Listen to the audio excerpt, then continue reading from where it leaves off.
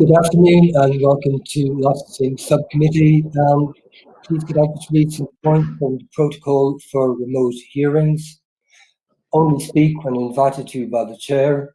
If you wish to speak, please raise your hand and direct all communications via the chair. Please ensure that your mics are muted when you're not speaking, apart from the chair, who does not need to mute his mic at any stage. When speaking, please be succinct and do not exceed the allocated time frames highlighted at the start of the hearing. If you're referring to a specific page or picture in a report, refer to the page number. If you're having technical difficulties, please use the chat function in Google Meet. Please do not use the chat function for putting formal questions to the subcommittee. Any persistent disruptive behaviour will result in removal from the meeting. Please could I ask the subcommittee to appoint a chair? I propose Councillor Snell. I'll second that, thank you. Thank you very much. Hello. Sorry, can I please interrupt? Yes, go on, Mike. Yeah, sorry, I've just this second got an email from one of the residents saying they want to join the meeting, but they can't find the link. Should we defer? Peter, would you be able to send the link to? What's the email? I'll send you, if I forward the email to you, is that okay, Peter? Yeah. What is their name? It's Oliver Reed.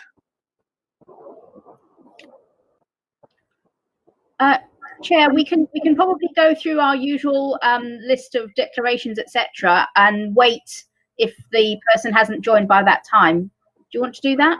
That's a very good suggestion, Amanda. Thank you very much. So, if we'll go through the formalities, first of all, apologies for absence have been received today from Councillor Caroline Selman, and we're very grateful to Councillor Penny Root from Victoria Ward for taking her place. So there's 3 of us on today's committee.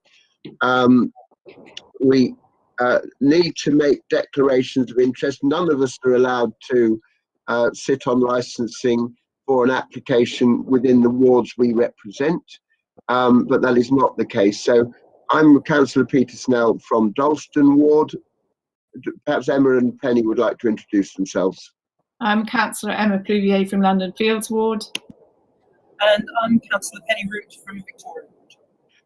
And do any of you have any declarations of interest? No, none. Okay, so to carry on with the normal start of the business, at this meeting we have no minutes from previous meetings to approve. So it's now my job to draw your attention to the standard procedure which is set out on these papers as agenda item 4. We've done the appointment of chair and introduction. It's the first blue page in the agenda if you've got a paper copy. And then for each application, the licensing officer will outline the report. We're waiting for one of the local residents to join us at the moment, so we'll wait a few minutes for that. And everybody, I would urge to keep to the times set out in that procedure there, because if there's anything we're not clear about, we can address it in the discussion stage. In fact, it should be quite a short meeting today, because we're only considering one application, which is down as item 5, the application for premises license for 11 Chatsworth Road, because the other application or variation has been approved by officers under delegated powers, and there are no temporary event notices to consider today. So, as I say, it's just one application that we're considering, which is the one in Leabridge Ward at pages 3 to 44 in the agenda. Thank you very much. Any questions? I don't know if I'm allowed to ask this, Peter, but I wonder what was the result? Have the other one that we were going to be hearing? Say that again? Are we able to know what the result of the other one was that we were due to be hearing? Yes. Go on, Mike. That was approved as a delegated authority. Okay, thank you.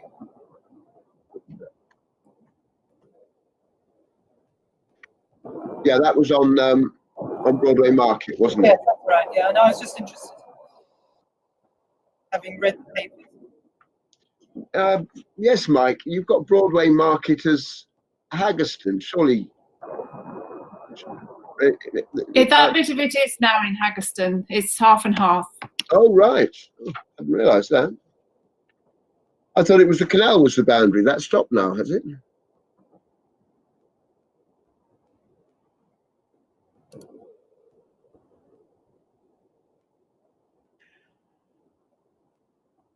So, Peter, have you managed to send an email to the resident?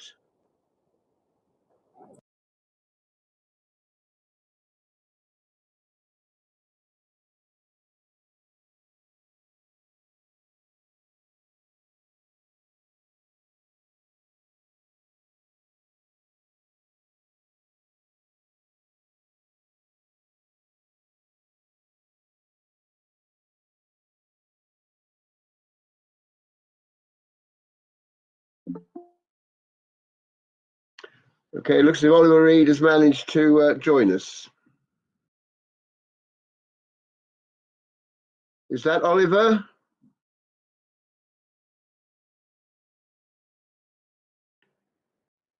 Okay. Hi, sorry, can you hear me? Yes, we can hear you. Oliver, just to put you in the picture, I've been going through the standard procedures for licensing committee, but we've only got one item to consider today, which is the application which is of interest to you. And we have deferred the start of consideration so you could join us because we understood you were having problems getting the link. Yeah, sorry, I couldn't find the link. I was watching you on YouTube, but I couldn't find the link. Anyway, I'm here now. Okay, so we went through some rules earlier. If you mute yourself when you're not speaking, we'll wait for you to come in. I mean, the key thing is stick your hand up, but I'll bring you in the appropriate place anyway. And the procedure is set out as agenda item 4 on page 1 of the agenda. And we're at the stage now, step 2, where the licensing officer outlines the report. And we'll be bringing you under step 5, other person's case, once we've heard from the applicant and the responsible authorities. Okay, so I think we're ready to start. Mike, if you're ready to introduce this item.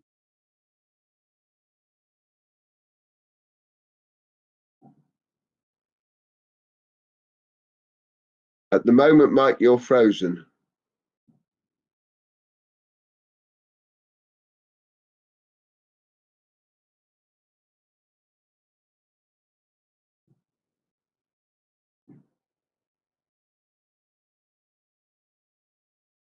Oh dear. So if Mike has lost connectivity, which Mario's just put into the chat line, is there any, I mean, this is a relatively straightforward report. Can somebody else perhaps present it? What are the rules, Amanda? Yes, sorry, just wait with me a moment. Basically, what I would suggest is that let's give Mike just a couple of minutes to see if he might phone in. He might phone in and read it that way, because we don't have to have him visual. And if he doesn't, then either I can read out the officer report as it stands, or I don't know if David prefers somebody else to read it. But hopefully Mike will rejoin us shortly. Actually, while we're waiting for Mike, we should introduce everybody. Actually, we haven't done that. Perhaps while we're waiting, although should we wait for Mr. Reed anyway before we introduce it ourselves? Perhaps we better wait till Mike's back if we're going to wait for him. Otherwise, as you say, Amanda, unless David gives me a sort of upset face, I'll assume that yes, you can introduce the report, Amanda. And he's smiling at the moment, so he's happy. Okay. David, do you think we should ring Mike at all, or do you think we should wait for him to see if he rings in? Let me see. Let me see if I can give him a call. Okay.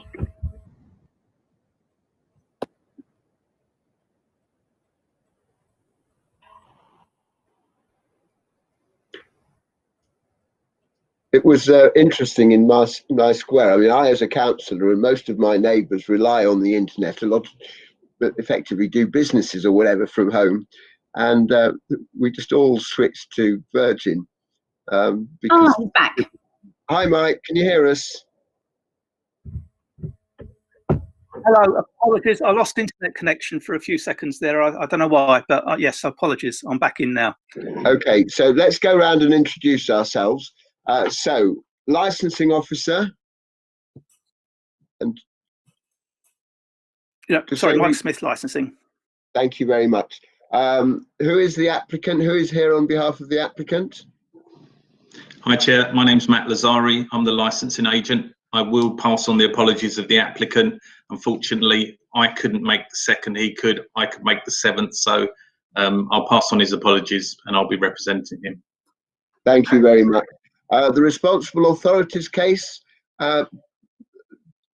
David? David Tewitt, licensing authority. Thank you. And the police are not making representations on this one. And then the other person's case is Mr. Reed. Can you check? We can hear you, Mr. Reed. Yes, hi, can you hear me?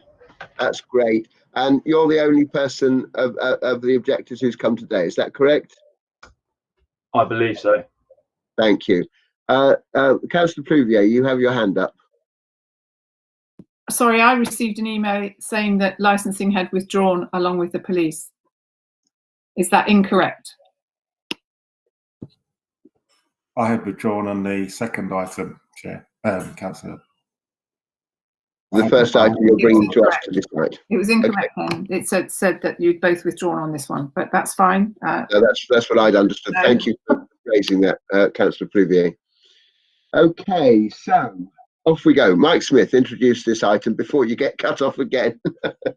Yes, so thank you, Chair. Yes, so this is an application for a new premises licence.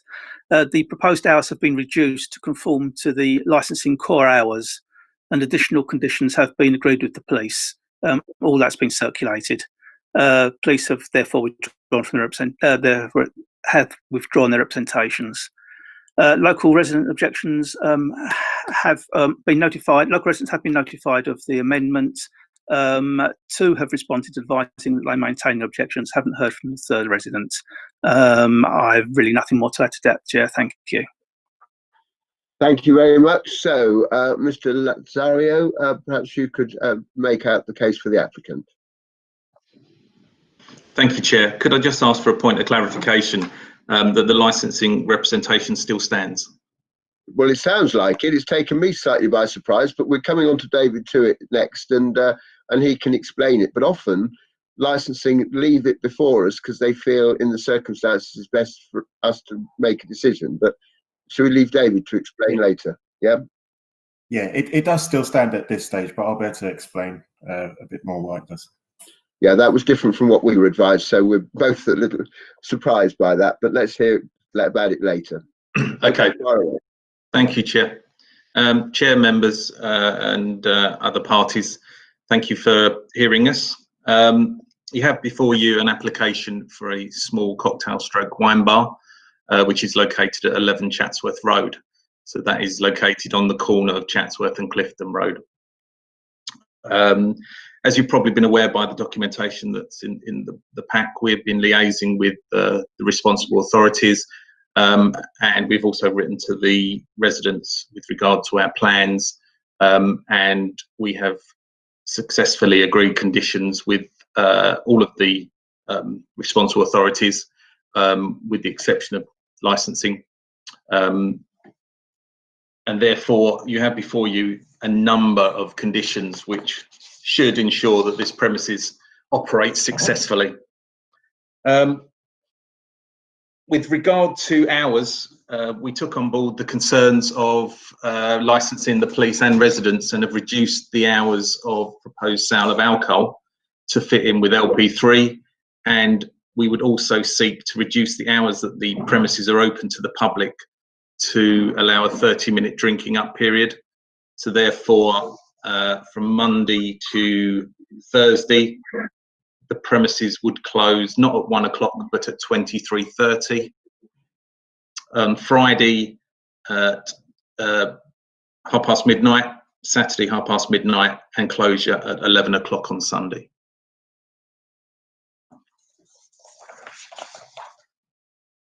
Chair, if I can just give you a bit of a background to this. This premises is going to be owned and run by Mr. Tony Manconi.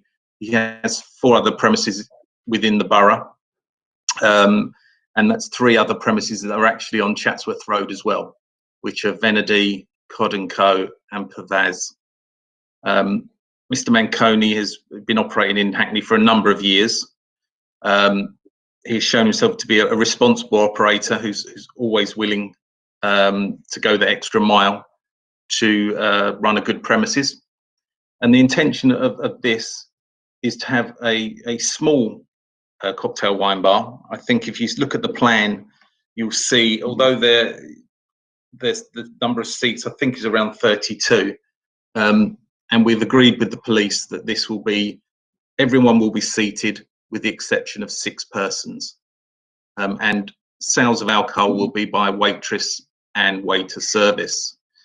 There's no intention of a vertical drinking establishment. There's no intention of selling cheap alcohol. Unfortunately, I didn't get time to submit a example menu, but the typical prices would be £20 and up for a bottle of wine, and I would imagine £10 as a minimum for a cocktail. This is not going to be a cheap place to drink at. It's there for the community to use. I don't think that it's going to be a destination venue because there are no plans for regulated entertainment. It's somewhere for local people who may be dining at Venady and other areas and other restaurants in the area, sit down, have a civilized glass of wine in peace and comfort, and to do that in a small and safe premises. All I will finish up with saying is that Mr. Manconi maintains his commitment to working and being part of the local community, and he feels that this will add benefit to the locality. Thank you. Thank you.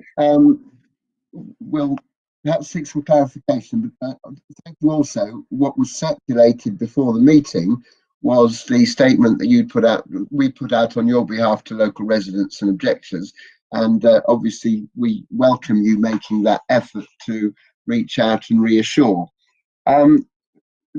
Just the clarification I would ask before I go to my other committee members is, can you clarify, because it's not clear from our papers, exactly how wide you are wishing to extend the licensed area? Because this may be where David had some concerns. In his written submission, he said to us, full details of the use of the internal space and any proposed use of outdoor areas. Because, as you rightly say, your plan shows seating upstairs and downstairs as storage. But exactly how big is the licensed area you're seeking? That's not clear from the plans I have in front of me. Chair, I think the plan I've got in front of me, which is the one submitted, shows that the actual the main license part of the area is 28 feet by 16. There is no intention of using the basement, and as shown with our agreement with the police, there is a curtilage around the premises, a small curtilage. And because of the COVID-19 situation at the moment, obviously outside drinking in small numbers is obviously something that the government probably wants to promote. We've agreed that 10 persons would be able to sit outside. And that's we agreed that with the police. So basically, all you're trying to license is the ground floor and a small defined seating area out the front. Okay. Yeah. Yes, the existing curtilage. Yes. Thank you. Any questions from clarification from other councillors? Emma's happy. Penny is happy. Okay, so let's go straight on to David. And David, you can clarify why you haven't withdrawn your objection, which we were told in advance of the meeting we thought you had. So fire away. Thank you, Chair. I will keep it very brief because it just really is 2 minor things. So I can see that the there is now a suggestion of an agreement in relation to the outside area, but my preference is for that to be shown on the plan, just so we can be sure, going forward, that we know exactly where the boundaries of the premises are.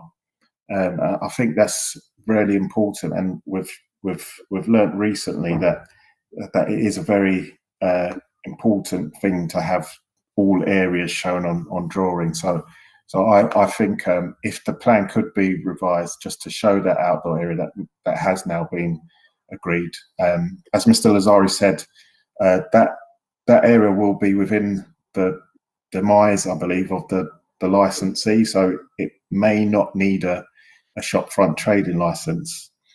So it is therefore even more important for us that it's shown on the license plan. Matthew's got his hand up. Thank you. I was just going to say, Chair, sorry. I'm going slightly out of order, but we might as well just get clarification on this straight away, mightn't we? Okay, Mr. Lazzari? I was just going to say we'd be happy to revise that if required. And so where exactly is it? As I'm looking at this this map on page as you're looking at it, Chair, it's approximately about 1 metre wide, and it goes around the front and completely down the side until you get to where the building kicks out to the right. Okay. So I don't know if I can draw it on my plan for you. Well, I've drawn it on my plan. I think that's quite clear what you said. I don't know if that helps at all, whether you can see that. Not as good as my drawing. We'll get by. I'm an artist. There you go. Okay. Thanks. So, in terms of the minutes, I think it's worth recording that we are only we have to be specific about what we're licensing, and we're only licensing the ground floor and that defined external area. And clearly, there may temporarily be some ability to extend into the street under these new regulations the government's bringing in, but that would only be temporary. Councillor Pluvier. Yeah, sorry, just seeing as we're on the plan, the front, as far as I see, oh right, sorry, no, I see where it is. The front is at the top of the page. Yeah, sorry, I didn't see so it's that way round. So the door is at the front. Yeah, okay, I understand now. It's okay. So any other questions of clarification for David to it from licensing, or do you want to say more, David? Sorry. Yeah, I was just going to explain why the representation is still in. I could just continue, just in relation to the outside area. On the opposite side of the road, which is Mr. Manconi's other premises, it's exactly the same thing. So, and that, I believe on that plan, the outdoor area is shown, so it'd just be consistent if it's on both premises. The only other thing I wanted to just express a little bit of concern about, I made a point in my representation just in relation to the planning status of the premises, and I couldn't find, I know planning haven't made any comments on this application, but I couldn't find that a planning application had been made, and I get concerned where issued licenses to premises where the activity is quite a departure from what was there previously. So it appears to have been a charity shop, and we'll be licensing a premises as a drinking establishment, which takes it from a retail unit to a A4 unit. So that's why I'm slightly concerned about the proposal and the hours, and maybe that's something that could be explored a bit further in proceedings today. Can we take that up under the discussion phase, so we keep to our standard agenda, if that's okay? So yeah. We've heard what you're saying, David, and we will make sure that's addressed in our discussion phase. Can we then move to the other person? Any further clarification for David? No, shaking heads. Okay, lovely. So can we then move on to the other persons? As I say, we have 2 remaining objections from neighbours, and one of them is here to represent those concerns today. So, Mr. Reid, please fire away.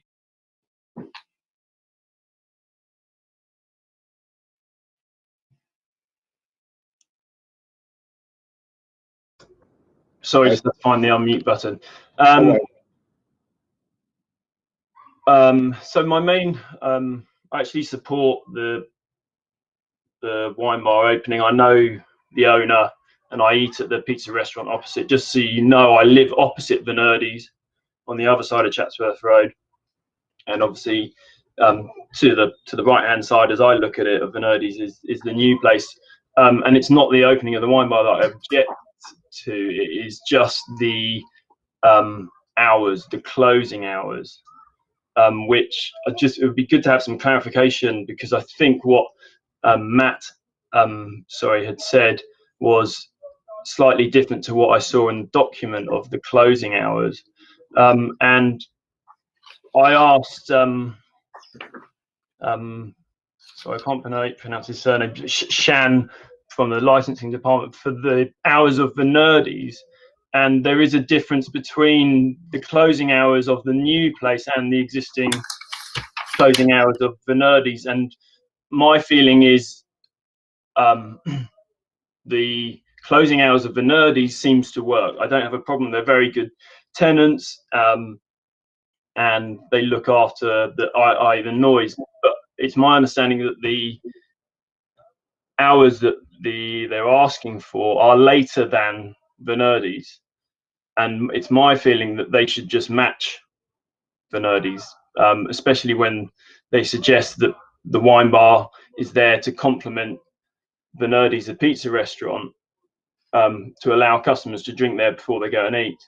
And my feeling is, especially on the Friday and Saturday night, if finishing drinking, in the document I've got, it says Friday and Saturday to cease serving at midnight.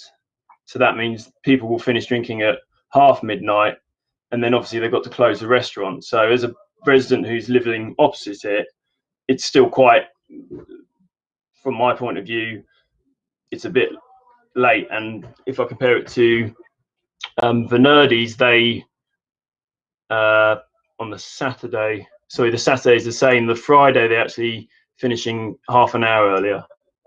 So basically my argument is it should just match Vernardi's hours.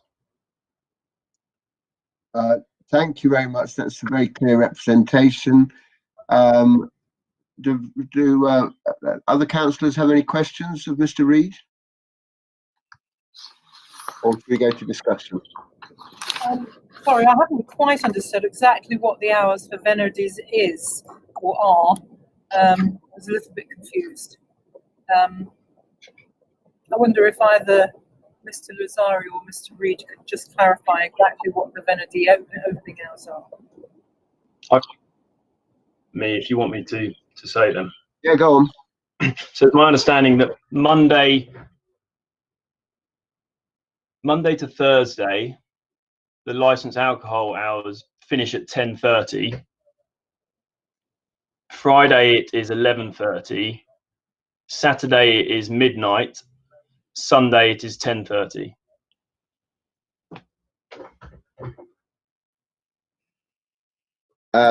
Now, any more on that, Councillor Root? No, that's fine. Thank you. Any questions from you, Emma? Okay, so we'll go on to discussion. We've left a couple of things hanging there, in particular the points raised by Mr. Reid. The point that I would understand as chair, and I'll be corrected by Amanda if I've misunderstood this legal point, is that yes, we don't like to see creep in terms of our hours, but we are guided primarily by our licensing policy, and our licensing policy is our general policy is to always stop alcohol consumption half an hour before the premises close, because we recognise that it can take half an hour to get people to finish drinking up and get them out the door. So we always have that half-hour separation. And my understanding, and this would have to guide our decision, is that the hours that have been agreed now with the police are reduced and are compliant with core hours outside of special policy areas. So that would have to guide us, but I'm very happy to explore your concerns, Mr. Reid. Do you want to pick those up, Mr. Lazzari, and we'll go back to David to see if he's got any different take on it, if that's all right. There were a couple of issues we left hanging there. Can you pick up both of them? And I've forgotten the first one. Yes, of course, Chair. The first one was the planning status, and I'll come back to that in a second. Just like to say thank you to Oliver for putting across his points so eloquently. Yes, part of the sort of idea behind this premises is to allow the customers from Venardi to allow pre and post glass of wine after and before their meals, because obviously it's a very popular restaurant. But it's not limited to that. It is for the rest of the community as well. And we are requesting hours that are in line with LP3, as you've quite rightly said, Chair. And we would obviously like to continue with those hours in our application. We have got several conditions in there with regard to keeping the number of smokers controlled and noise from them. So we have got a lot of conditions that have been agreed that should ensure that any disturbance is minimised from the premises on there. While I understand the connection to Venardi's, it's not the only purpose of this premises. With regard to Mr. Jewett's comments about planning, I would say that we don't have a representation from the planning department. I cannot tell you hand on my heart that I know exactly what the planning use is of this premises. But as always, and I've spoken to the applicant, he would not operate without the benefit of the correct permission. So if a license were to be issued and the planning permission had to be amended, then that license would not be utilised until the correct permission was in place, and that would be the correct way, and that's what he would do on there. So I would just say to you, I feel that if there had been an issue over the planning permission, I'm sure the planning department would have raised this in a representation. Thank you. I mean, the view of the committee is clearly our decision is separate from any planning decision. We do like to see people have sorted out the planning status because it gives us confidence in the status of the applicant. So clearly, if we decided to approve this, there would be an informative on the decision to say to you, you've got to sort your planning status out. Right. So shall I open that to discussion? Perhaps as Chair of Licensing overall, perhaps Councillor Plouvier might want to give us a few thoughts on this application and perhaps see if there's anything that you still feel needs more clarification. Thank you, Chair. I think perhaps if the resident would like to explain a bit more what his concerns are. It's half an hour difference. I'm not sure of the geography, but this premises is on a junction. The outside seating area closes at 10 o'clock. I suppose in view of the fact that it is compliant with our core hours, I think I'd need to hear a little bit more from you, Oliver, if that's okay, about exactly what your concerns are in that patch. Yeah, sure. I mean, I suppose the main concern is it's maybe, I suppose that the main concern is, yeah, on the people leaving the venue late at night and noise. Basically, I sleep as many residents do. There are many residents all above all the shops, and that is it. I don't believe, I don't think there's going to be a problem with the customers being rowdy to a certain extent, or urinating and things like that. It's not that clientele. It's a wine bar, and Venardi's customers are normally quite good. I'm one of their customers, so it's mainly just the noise. When people leave a venue, it's noisy. Then you've got to lock up. You've got to put the chairs away. You've got to close all the doors, etc., etc. So. Well, the chairs, we could ask. I mean, the chairs are taken in presumably at 10 o'clock. If if the outside area is closed then. So that would actually happen earlier, but we could clarify that if it's not already in the conditions. And the other thing I wanted to ask is that there's on our map, there's a pub, as it were, opposite across Clifton Road. Is that a pub or is that something else now? So that is the restaurant Vernardi's. Okay, cool. That's where it is. Yeah. Lovely. Thank you. Do we need to clarify the chairs being put in, because I'm not absolutely sure. It says it's not used after 2200. But if there is furniture, it would be sensible to bring it in then rather than leave it until the later hour. Mr. Lazzari, any thoughts on that? I don't think we'd have any objection to that. I'm not entirely sure exactly what type of furniture it will be, but I'm happy to have a condition that it'll either be brought in or rendered unusable after 2200 hours. I think that would be a sensible condition. Thank you. So that would happen at 2200 hours rather than at the closure time. Yeah, cool. Yes. We generally don't like to leave tables and chairs out on the street where they can attract passers-by and street drinkers, etc. So that would be fairly standard, and hopefully it won't be too much of an imposition to ask for it to be done at 10 o'clock. So thank you very much. Is that you finished, Emma? Penny, do you want to have any input on this?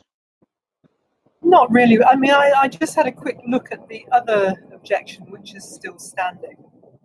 And the writer there says, I appreciate the benefit for the area of the premises reopening, but late night alcohol consumption will attract a crowd which doesn't really fit with the family spirit of the area. So there's a couple of things there. First of all, it does sound as though this premises has been closed for a while, and it's sort of likely to be a positive thing that it's reopening again, albeit as something quite different. And I suppose it's just this comment about the family spirit of the area that I'm just wanted to explore a little bit. I mean, I know enough about Chatsworth Road to know that it's changed quite a bit in recent times. And I just wondered, you know, it doesn't feel to me very late night, what's being asked for at the moment. And I suppose I just wanted to ask Mr. Reid, really, if he'd say that that having it open to the usual hours for a pub, basically, would be out of place with the spirit of the area.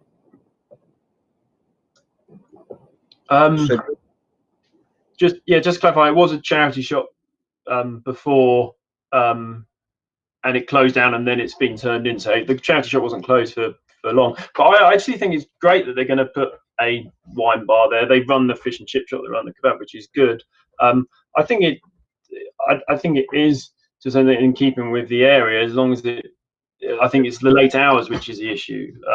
You know, I objected before 2 years ago to one that was trying to get a license till 3 a.m. or something ridiculous like that. So I've had experience with a venue, the one above the toilet, where they didn't stick to the license, and there was a lot of news, and for a year or more they were partying till 5 a.m. Now these guys are not those guys, I know that. So I think it's just I'm just going to repeat myself, but I think it, you know, it will add to Chatsworth Road as long as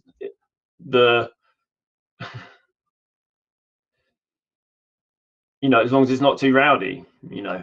I hope you understand what I'm trying to say. I love drinking out in a wine bar as much as anyone else does. It's the thing late at night, you know. We've all got to get up and work, and we've all got to get up and look after 3-year-olds who wake up at 6:30 a.m. You know, so it if it goes on, if there's noise late at midnight, 1 a.m., it can be disruptive. Thank you very much, Mr. Reid.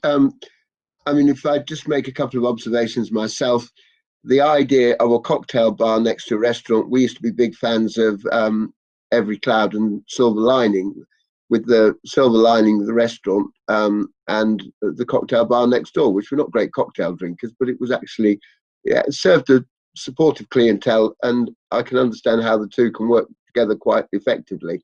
And so I can understand why the applicant is seeking this.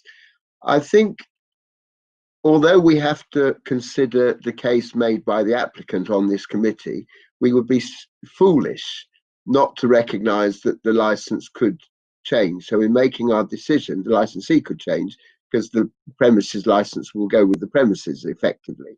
They'd have to apply for transfer. So we need to be certain that the measures put in would protect against someone who's a future licensee who, and I think I sat on that case of the place above the toilets or whatever it was, who was less respectful of our licensing policy. So our decision will be based on whether we think the proposals made, the conditions agreed with police, and the additional proposals we talked about this evening are sufficient to guide against the things you're worried about from both the current proposed use and potential new licensees in the future. So there you are.